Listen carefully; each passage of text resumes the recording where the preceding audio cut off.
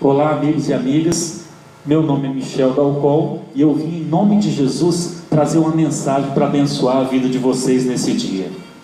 O assunto que eu vou tratar é de suma importância, é muito importante para todas as pessoas que querem edificar a sua vida, querem edificar a vida de sua família, que quer ser luz nessa terra, quer ser uma bênção. O assunto que eu estou falando é os 10 mandamentos de Deus, um tema de suma importância, maravilhoso. Tanto que as Escrituras Sagradas dizem que bem-aventurado o homem que teme ao Senhor e se compraz nos seus mandamentos, ou seja, que tem prazer nos mandamentos de Deus, que se alegra nos mandamentos de Deus. Esse homem será abençoado, ele será luz por onde ele caminhar, será próspero, será justo se ele caminhar assim.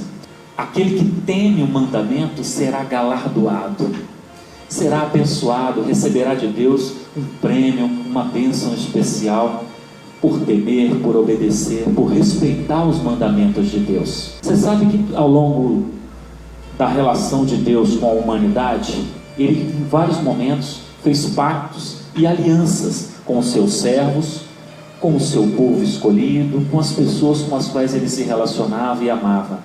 E um dos momentos mais especiais desses pactos e alianças foi o momento de entrega dos 10 mandamentos.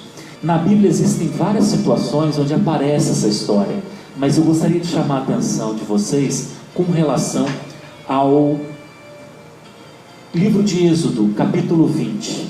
Ali existe uma descrição densa de como foi esse momento que o Senhor Deus fez uma aliança com a humanidade e entregou os 10 mandamentos à humanidade.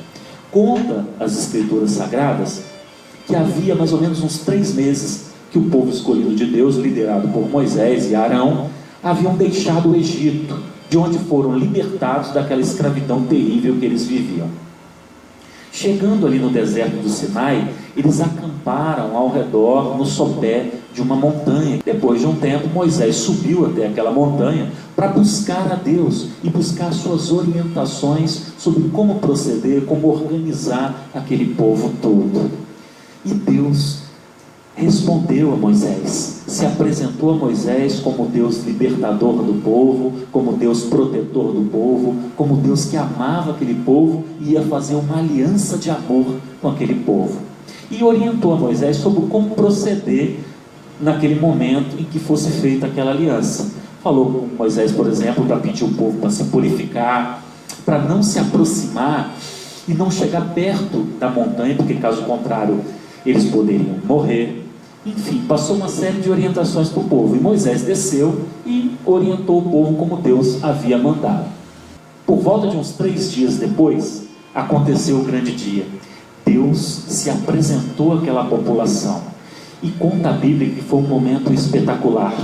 Aquela montanha começou a estremecer, começaram a soar trombetas naquela região, saía fogo, fumaça, relâmpagos, trovões, e o povo ficou amedrontado com aquilo, e Deus começou a citar e relatar um a um todos os mandamentos daquela aliança, e falou sobre o mandamento de que todos deveriam adorar somente a Ele, falou o mandamento sobre honrar e santificar o seu santo nome, falou sobre o mandamento do sábado, que todos deveriam santificar e guardar o sábado, falou dos mandamentos sobre não matar, não roubar, não adulterar, não cobiçar, não dar falso testemunho, e falou com aquele povo que estava fazendo uma aliança com eles, e todos deveriam obedecer fielmente aqueles mandamentos e aquelas leis que estavam sendo passadas para todos.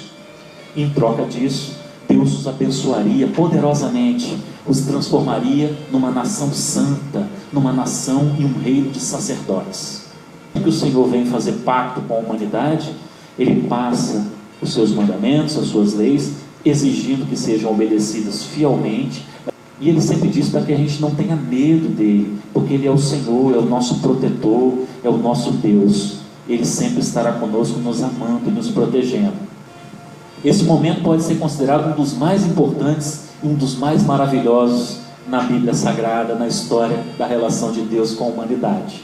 Talvez só não seja mais importante que a vinda do nosso Senhor e Salvador Jesus Cristo, que é, na verdade, a principal aliança que Deus fez com a humanidade. Que Jesus veio, deu a sua vida no lugar dos pecadores, derramou o seu sangue e fez uma nova aliança com a humanidade, baseada no seu próprio sangue e baseada na presença do Espírito na nossa vida. Vocês sabem que existe um momento nas Escrituras, nos livros do apóstolo Paulo, que essas duas alianças elas são comparadas. E Paulo diz que a aliança feita com Moisés, por intermédio dos mandamentos, ela é muito importante, ela é muito boa. A lei traz uma série de orientações maravilhosas que nós devemos obedecer e que nós poderemos viver por meio delas. Porém, ele diz que a justiça de Deus, a transformação interior do pecador, do seu coração, do seu espírito, do seu modo de pensar, ela não pode se dar somente, exclusivamente pelos mandamentos. Ela só vem por meio da aliança com Jesus, por meio da fé em Jesus. É a fé em Deus, no poder de Deus, que realiza essa transformação na humanidade. O mandamento, então, ele vem para mostrar os erros e as falhas e os pecados que existem nessa vida. Mas é por meio da fé que o homem é transformado, por meio do poder de Deus. A lei ela não tem poder por si só de transformar um indivíduo. Somente o poder de Deus, que conhece o nosso interior, que pode alcançar o mais profundo do nosso ser, é que consegue fazer essa transformação. Eu gostaria de tratar com vocês, pode tomar nota aí se você quiser, os mandamentos de Deus com base em 4 propriedades dos próprios mandamentos. A primeira delas é com relação ao próprio valor imenso dos mandamentos, como eu já falei para vocês.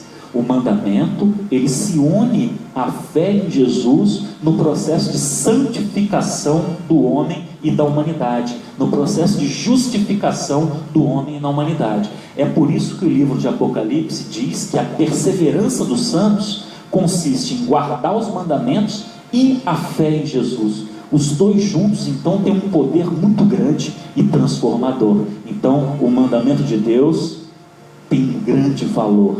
Segunda propriedade, eu gostaria de abordar os mandamentos com base em sua amplitude e a sua abrangência. O rei Davi, ele dizia no Salmo o seguinte, que os mandamentos de Deus são amplíssimos. São amplíssimos porque ele consegue abarcar uma série de problemas, de falhas, de pecados, de males que existem nessa vida. Os 10 mandamentos, então, eles resumem todos esses males e todas essas falhas e todos esses erros que a humanidade pode cometer. Então eles são muito abrangentes, são muito amplos, que abarcam todos esses problemas. A terceira propriedade dos mandamentos que eu gostaria de abordar é com relação à sua condução e orientação. A Bíblia diz que todos os mandamentos de Deus são justiça e juízo.